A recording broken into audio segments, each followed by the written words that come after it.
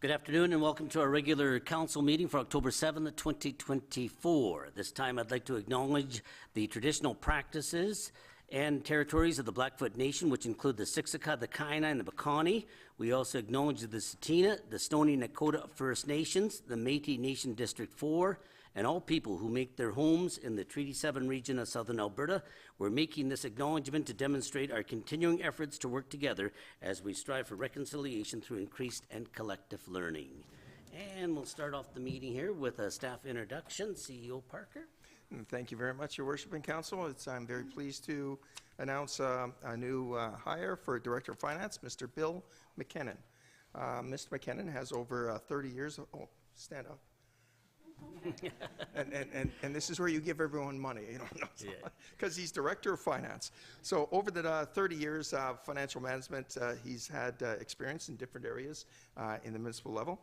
He's held finance positions as the Director of Finance, Director of Corporate Services, and also as CAO.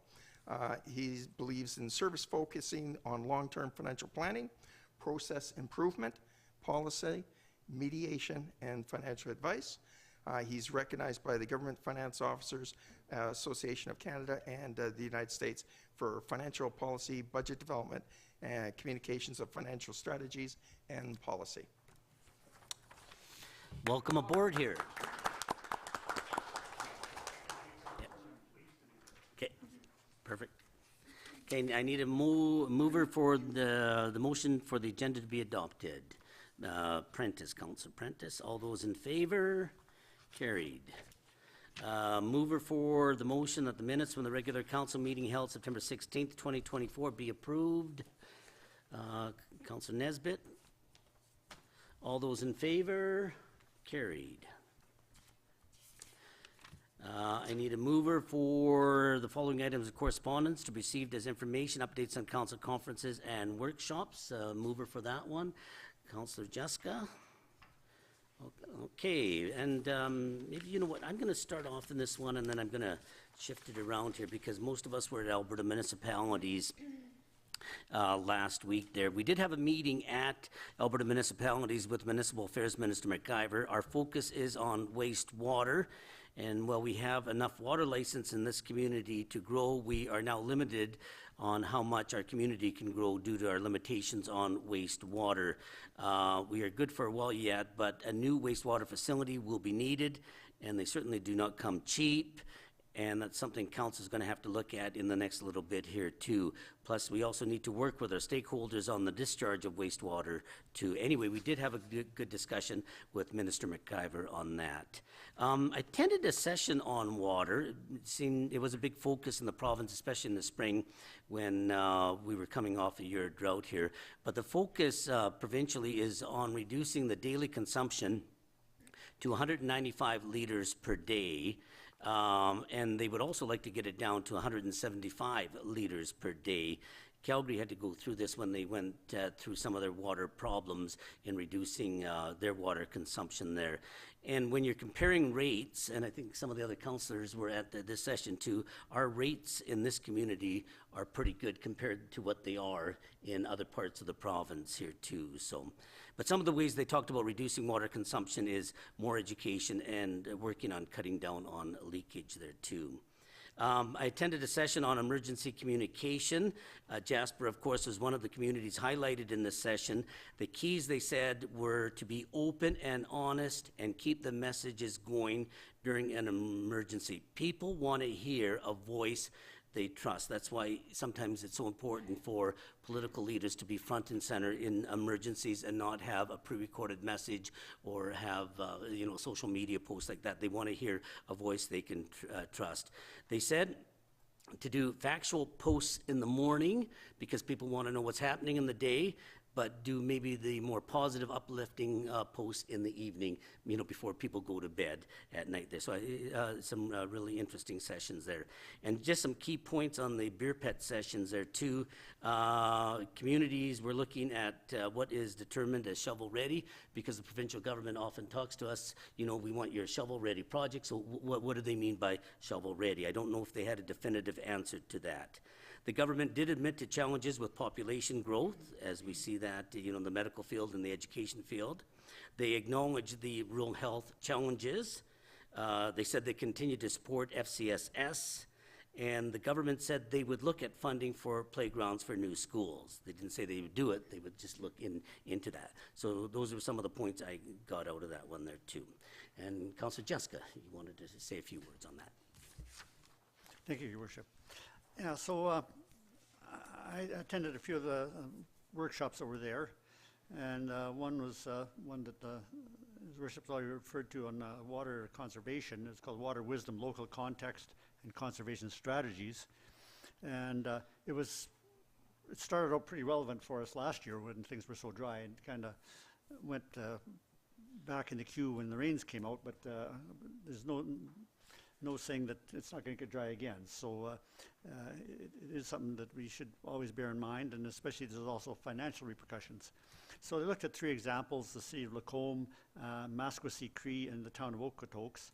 And most of the material from Maskwacis Creek was more relevant to First Nations issues, so I won't get into that. But Lacombe did conduct a water audit to identify problems and opportunities.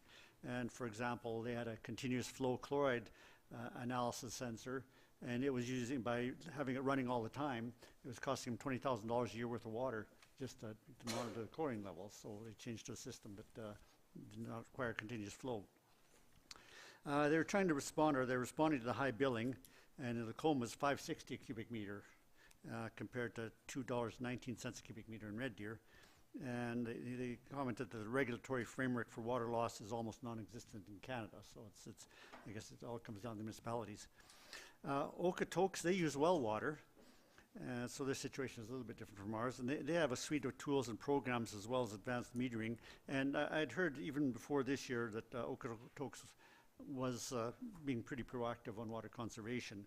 So some of their key programs and initiatives include water conservation rebate program, which was very successful and very popular. Stormwater reuse, there's been some adjustment of the provincial guidelines to allow them to use water for things like irrigation. Upgraded leak detection was very successful. They prepared for drought early in the year and changed the outdoor watering schedule. Community involvement was a major factor, and as was cross-department cooperation. And they have tiered water rates, so to kind of prevent overconsumption. So it's $170 a cube for the first 23 cubes, and then $2.10 from 23 to 46, and then $3.10 over 46 cubic meters. Another one I took in was the council-CAO relationship. And since we're in the early stages of developing a working relationship with new CEO Chris Parker, I thought this presentation might be of some value. So it talked about a healthy relationship, no one size fits all, and it should be built on trust, mutual support, maturity, respect, remaining professional, and starting with clear expectations. Actually, things which should be part of any employer-employee relationship. So it discussed the long-term benefits of a healthy relationship and went into a little bit of what happens with an unhealthy relationship, how council can set clear expectations so the CEO knows what is expected of him. And they also discussed annual CEO evaluations, and these are actually required by the MGA. And this including progress towards strategic plan objectives, and they suggested this could be done actually in quarterly sessions rather than just once annually. The other one I took in was unpacking EPR. So I've spoken a few times about the Extended Producer Responsibility Program, and it's still rolling out. They updated us on its progress. I'm getting the feeling it's going to be concentrated on the larger municipalities, because we haven't had a whole lot of contact with them here. And so for paper and plastic packaging products, 745 producers are registered. So these would be the wholesalers and retailers that are selling the packaging materials. And there are 229 collectors, such as Neil Recycling Association, and that covers 93% of the population. And for household hazardous materials, there's 146 producers registered with 176 collectors. So it covers 90% of the population. So they're certainly covering the province. Newell Recycling Association would be considered a secondary processor because not only does Newell Recycling collect these materials, they also do some sorting and baling and shredding. So they kind of fit in the middle. And one thing that's been on my mind for a while was I did ask if there's a mechanism to ensure that the producers, the pros, actually reduce packaging or use more recyclable packaging rather than just downloading the programming costs to the consumer and leaving it as it is. And they did say that the program does have mechanisms built into it that will monitor the pros' performance and mandate that they do have to actually do something with this money that they're getting. Okay, any questions? Okay, Councillor Idris. Thank you, Your Worship. Another insightful, informative convention. This is our fourth convention, actually, since we started this term. Yeah. You know, you go to these to learn about other municipalities and how they do things differently sometimes, and best practices you can learn from. I have attended 2 sessions, actually. I wanted to highlight. One was a session on fostering a culture of respect in council chambers, social media, and beyond in the community. I'm sure many of you know that we live in an age where the politics is becoming very polarizing, and people are in different, you know, right and left, and sometimes respect and what goes with that is missing from our discourse. So they talked about, you know, how can you do that? How can you disagree respectfully? How can you engage respectfully? How can you, starting from, first of all, the relationship between council themselves, council and administration, council and community, through whether it is social media or face-to-face. They presented some good best practices from people who are doing engagement very well, and are able to navigate this culture we are in right now. Good learnings from that session. Another session I attended was, they called it a collaboration chorale. It was city and county. There was the city of Red Deer and the county of Red Deer, in how the relationship between the city and county could be taken to a place where it's about how we work together. It's about how we provide services to our citizens, how the relationship between individuals, the mayor and the reeve, the CEO of the two municipalities, council as a whole, how can that help that work and make it more progressive and more effective? How can you keep building on that from election to election, because people change and personalities change, and how can these relationships, you know, it's not that you have built the relation and you are good. This relationship needs fostering and needs continuous improvement to reach that achievement. So good sessions, good networking opportunities. I want to talk a little bit about the resolution session, and the resolution is the way we influence provincial direction and provincial legislation. And AB Munis have been thinking, like, for a frame of reference, I sit on the governance committee for AB Munis, and there has been discussion around the trends that we are seeing with resolution. Every convention, we are seeing more resolution coming. In the past, maybe like 5-6 years ago, we would pass only 16, 17 resolutions per convention. In the last 4 resolutions I looked, in 2020 we passed 19, 2021 19, 2022 19, 2023 we jumped to 26 resolutions, and this year there was 27 resolutions submitted to AB Munis. And that brings to the attention how much effective you could be with 27 resolutions, because once these resolutions pass, it's up to AB Munis staff and AB Munis board to advocate for these resolutions and try to influence the provincial government to implement these resolutions. There has been a lot of discussions in the last year and so around how can we do the resolution process more effectively. There was discussions around, should we increase the threshold of voting? Because right now a resolution will pass by 51%, 50+%. So if you have one person more than 50%, the resolution passes, no matter how important, how not important there is, or not less important the resolution is. There was a discussion around, should we make it 2/3? So that only resolutions that really everyone wants to pass and everyone wants AB Munis to focus on passes. That was one area that they thought will bring some change. Another discussion that happened in the last year and a half around giving the board of AB Munis some power on maybe if two resolutions look very similar, to tell the municipalities, you have to amalgamate these two resolutions so that we bring it into one. Or if a resolution comes, for example, there was a resolution came this convention that was very clearly a federal jurisdiction. So the board may have the power to say, you know what, this is a federal jurisdiction. If you want, take it to the Federation of Canadian Municipalities rather than AB Munis. After all these discussions, I think the board felt this is the only place for municipalities to really have a voice and have some sort of a direction, creating all of that. They didn't want to touch those powers and those thresholds. So we went as it is. I think after this time, maybe they will look at it again, because at this convention, out of the 27 resolutions, we were only able to debate 21 resolutions, and 6 of those resolutions had to go back because there was no time to debate these resolutions.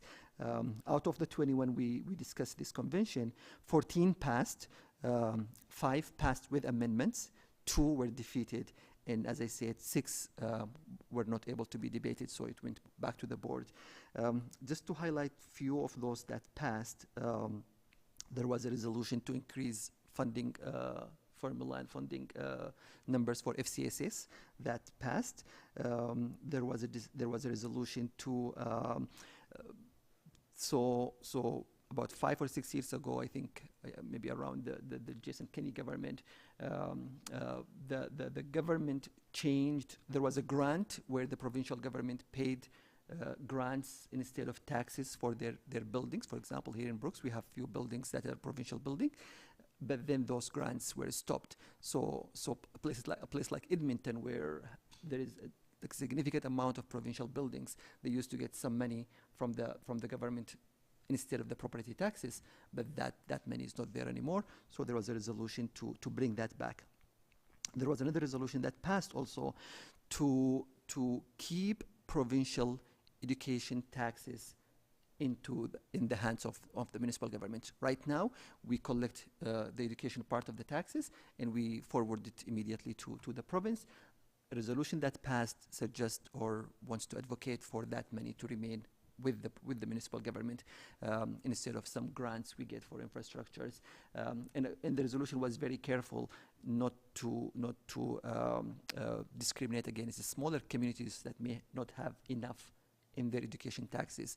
So they didn't want them to lose on the grants that they were receiving before. So they put that within the resolution that they will not lose that.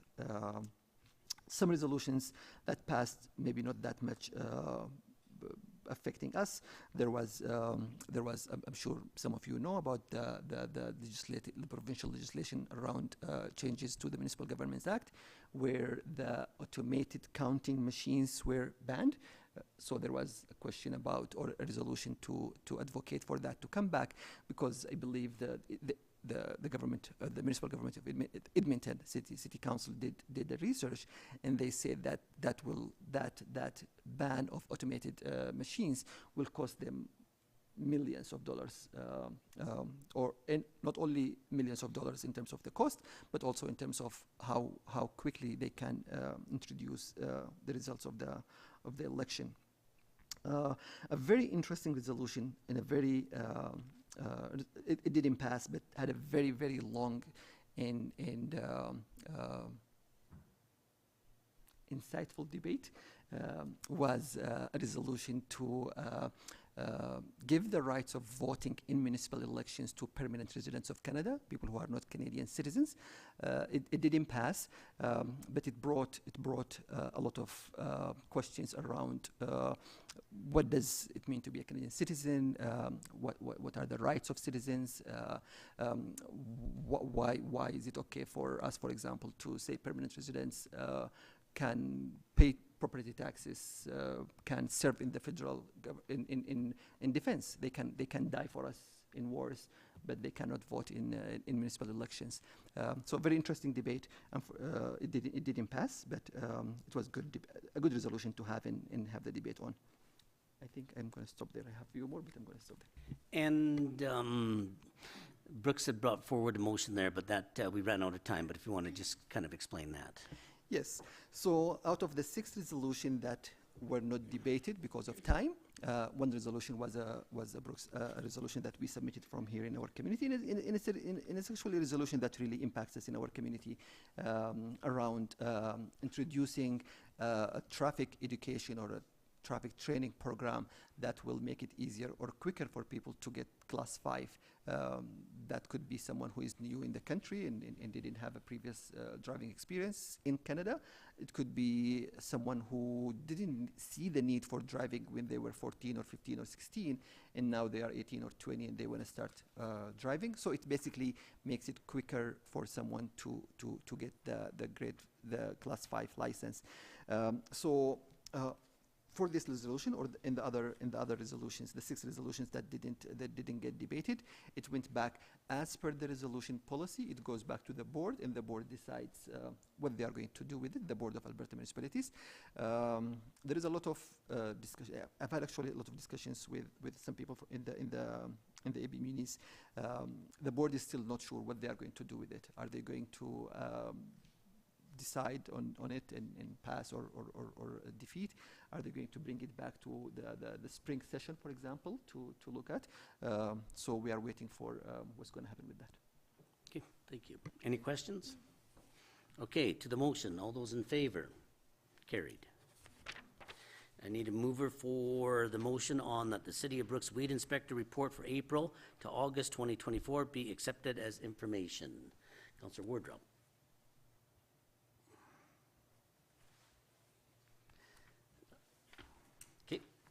Manager of Administration, Romans. Thank you. Through the chair to Mayor and Council. The city contracts the County of Newell to provide weed inspector duties from April to September each year. And Donovan is here to answer any questions that you may have regarding the attached report.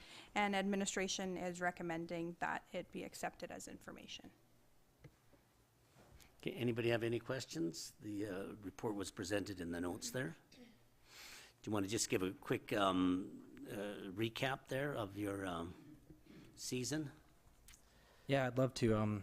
So kind of our big thing, as always, start of the year, we're running to Downey Brome. And this year, we tried to really push to make contact with people to discuss that with them and give them the options on how they can do it, so it's not just us beating our head against a wall. So I think this year we did a lot better of a job of reaching out and actually getting a hold of people. I know this year I got a lot more phone calls from residents of the city asking me for clarification or maybe some more sort of advice and instruction, and I went out and met with a few of them to kind of discuss options to give some advice and stuff. And so for the Downey Brome, we had some decent success in the city itself. In the industrial zones, we run into a little bit of problems, just they're busy, we're busy, we don't have quite enough time to go around and really bug them as much as we really should, but everyone runs out of time, and lots of them too, when they do get a hold of a contractor to take care of the problem for them, lots of times they're running a little bit behind because the contractor, he's not looking for that little job to go out and spray a quarter of an acre, he's looking for the bigger job to go do multiple acres. So that little job just gets pushed down the line. But that's just kind of, we've noticed that kind of everywhere. We run into that problem all over the county. For some of our other weeds, though, we had a lot of good success with focusing more on education. So by getting a hold of people, talking to them, showing them the weed. It's even better if we can go out and say, hey, we found this in your flower bed. Do you have more of it? here's what you should do with it. You don't really like to deal with it. So like creeping bellflower is a big one in the city. It's all over in our hamlets and stuff.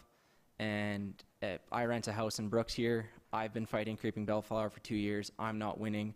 The person before me was a gardener. They were fighting the creeping bellflower. They weren't winning. So it's not an easy thing to go and say, yeah, this is probably going to be here for as long as you own this house. And there's probably nothing you can do about that. But we had some good success with that, and I had some good conversations with people, and I think we had reasonable success. We've noticed that some of the other weeds are down, which is good.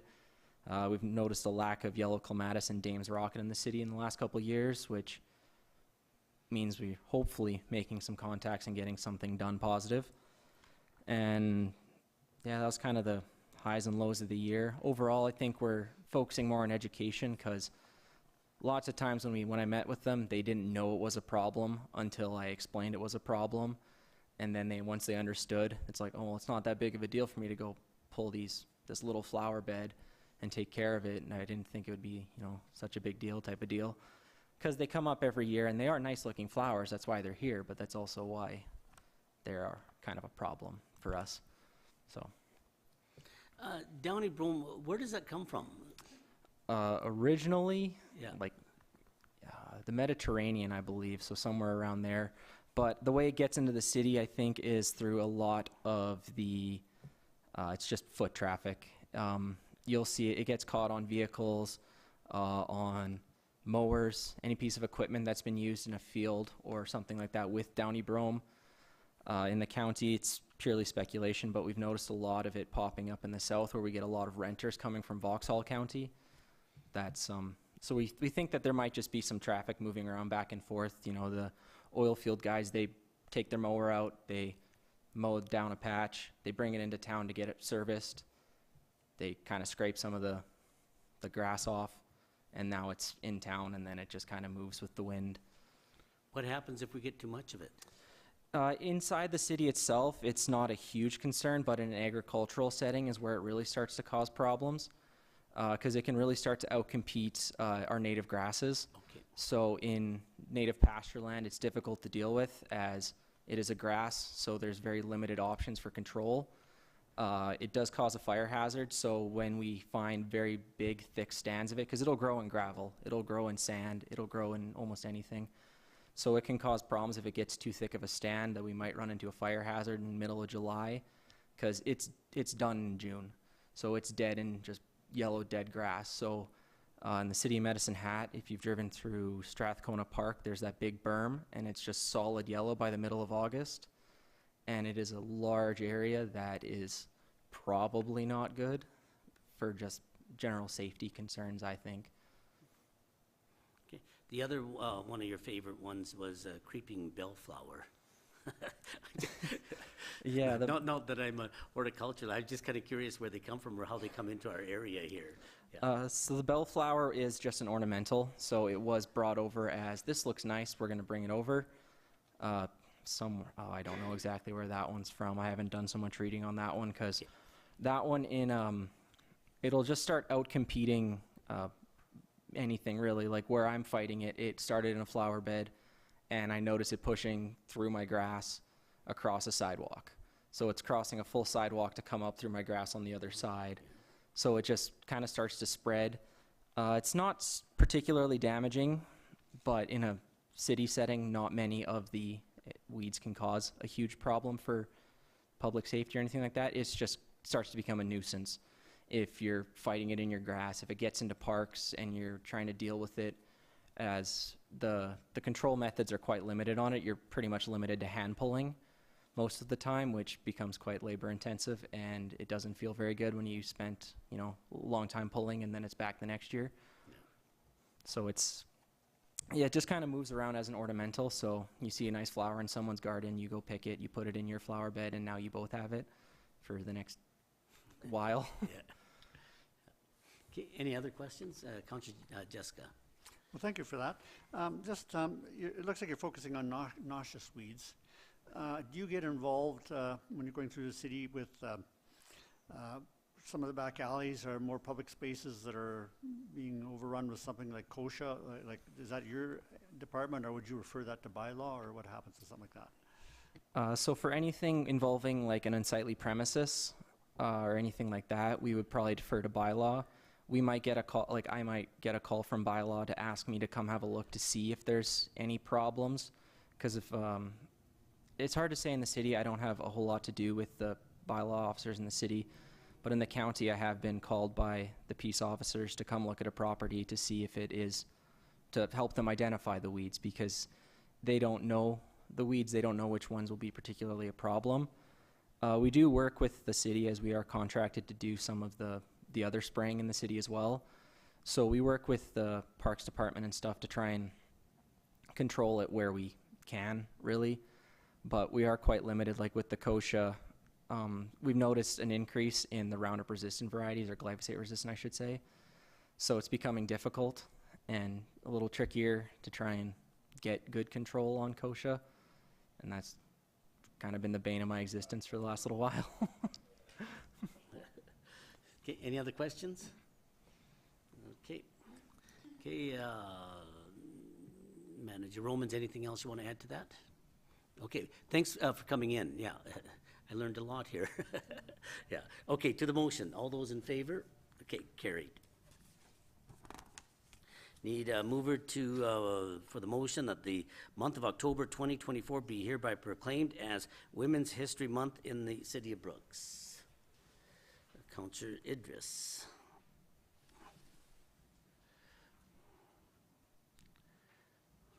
Let's see who has this one here. Okay, yep. We have Community Development, Robin.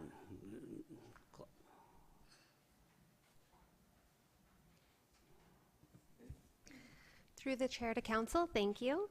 I'm here today to request the formal recognition of October 2024 as Women's History Month in the City of Brooks. This month is a time to honor and the incredible contributions women have had made throughout the history to recognize the continued importance of gender equity. Women from all backgrounds have shaped society from science and technology to social change and human rights. This October, we are excited to have partnered with Girls Who Lead to host the Celebrating Women and Girls in Movement event, featuring Olympic hurdler Sage Watson and Paralympic volleyball player Jennifer Oakes. Our goal is to inspire women and girls to stay engaged in sports and movement, no matter their ability, while emphasizing the importance of resilience and strong role models. Therefore, administration is recommending the month of October be formally recognized as Women's History Month in the City of Brooks. Okay, any questions? Okay, to the motion, all those in favor? Carried. Okay, need a mover for the motion that October 19th, 2024 be hereby proclaimed as International Day of the Fight Against Breast Cancer in the City of Brooks. The motion, Councillor Nesbitt. Okay, Inclusion Coordinator Clausen again. All right, through the chair to council, I come to you today to request recognition of the International Day of the Fight Against Breast Cancer. This day is observed on October 19th, and it serves as a powerful reminder of the ongoing battle that millions face worldwide. Right here in our own community, many lives are impacted by this disease. Breast cancer is not just a health issue, it is a deeply personal fight for many of our friends and family members and neighbors. By recognizing this, we affirm our commitment to raising awareness and supporting survivors and promoting early detection, factors that can save lives. It is critical that we as a community continue to shine a light in the importance of education, access to care, and the need for continued research. Early detection can be a matter of life and death, and we must do all that we can to empower individuals with the knowledge they need to protect themselves and their loved ones. In recognition of this day, administration respectfully requests that October 19th, 2024 be formally proclaimed as the International Day of the Fight Against Breast Cancer here in the City of Brooks. Administration also recommends that City Hall be illuminated in pink to symbolize our support for this cause and our commitment to continuing the fight. Okay, any questions? Okay, to the motion, all those in favor? Carried.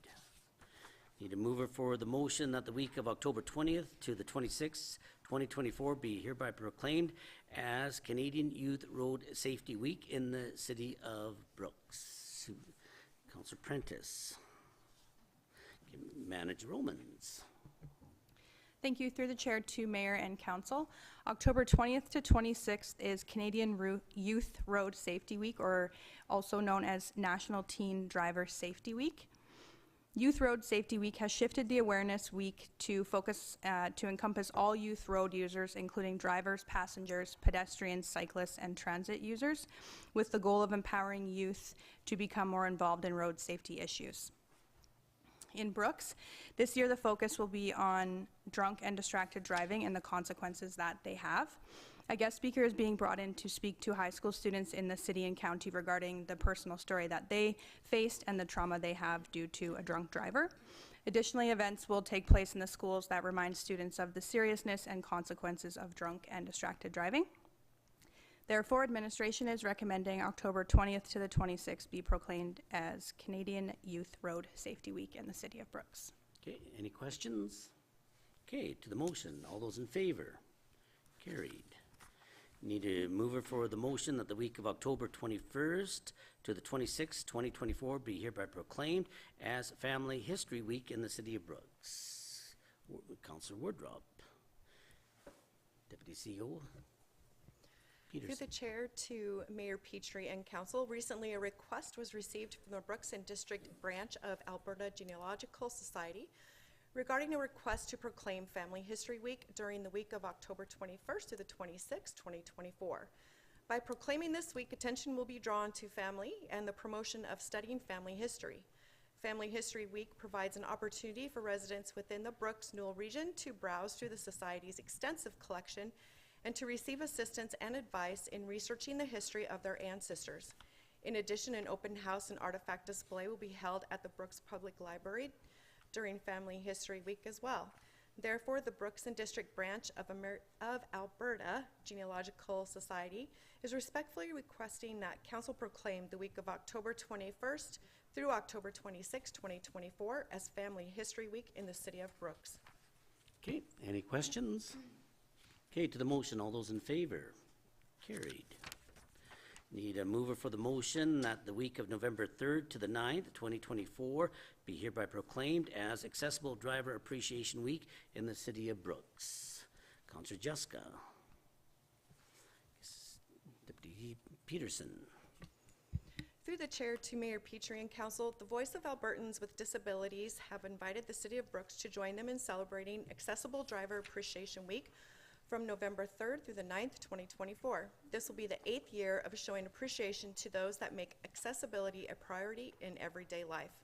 It is through the daily work of accessible drivers and dispatchers that many people are able to live, work, and play in our communities on a daily basis.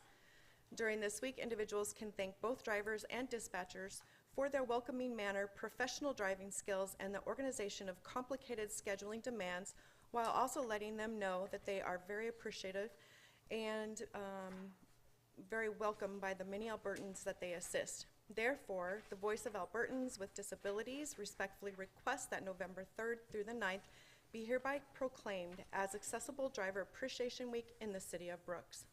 Okay, any questions? To the motion, all those in favor? Carried. Need a mover for the motion that the proposed building development and planning application fees be approved effective November 1st, 2024. Need a mover for that? Councillor Prentice. Okay, Development Officer Boulay. Thank you. Through the chair to mayor and council, Superior Safety Codes, Inc. is contracted to provide permits and inspections for building permit applications for the city. And pursuant to their rate schedule for year 3 cost per unit rates, the rates are increasing as of November 1st. So the fee schedule has been attached along with the previous fee schedule, and staff recommends that the proposed building development and planning application fees be approved effective November 1st. Okay, any questions? Okay, to the motion, all those in favor?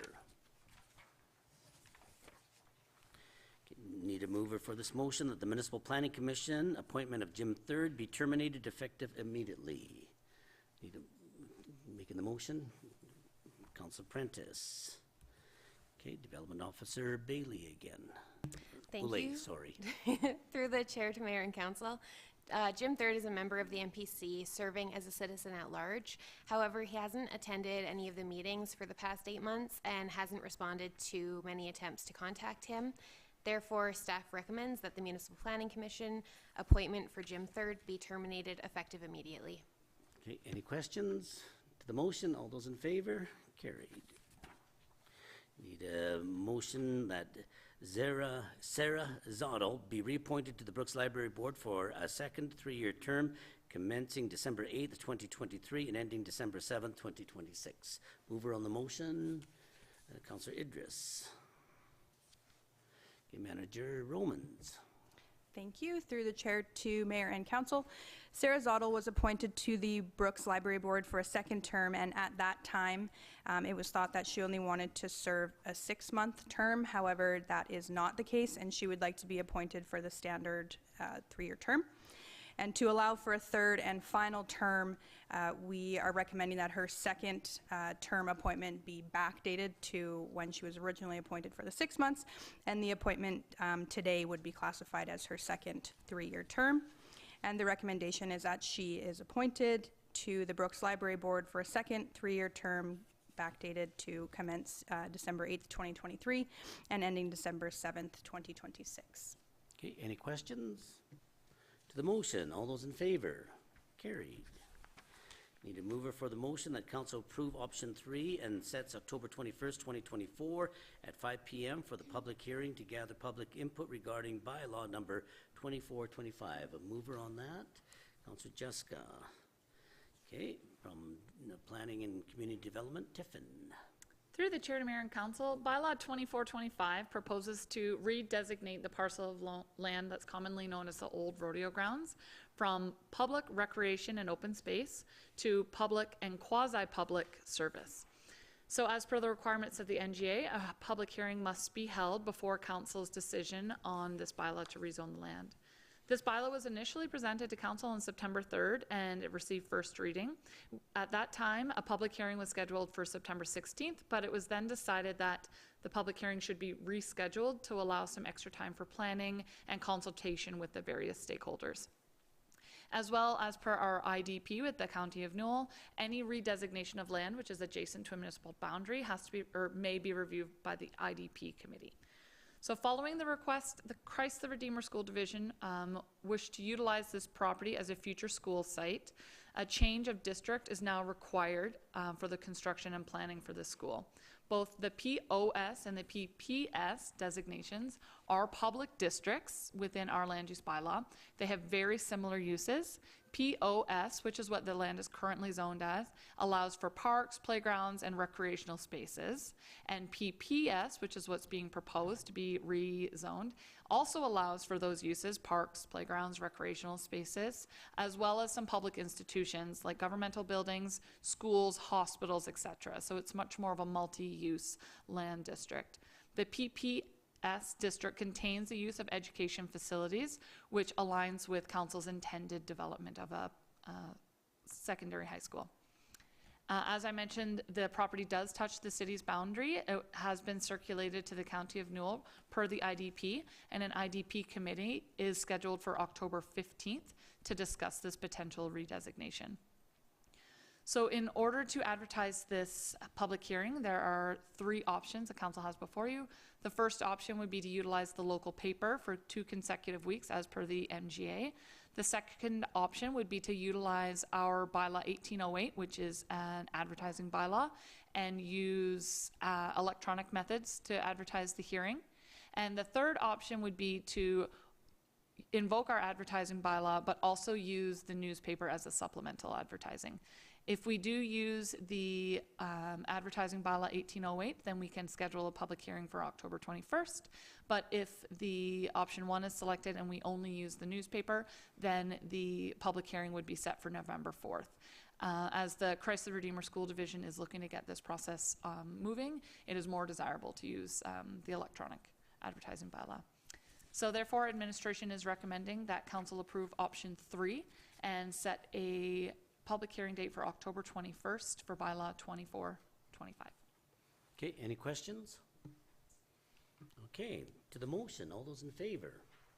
Carried. Okay. Okay, need a motion to move the meeting adjourned. Well, let me see. Usually we, Sandra's not on there, okay. Okay, gonna make the motion to adjourn, Councillor Idris. The meeting adjourned at 5:14 PM. All those in favor? Carried. Okay, thank you. Good afternoon, everyone.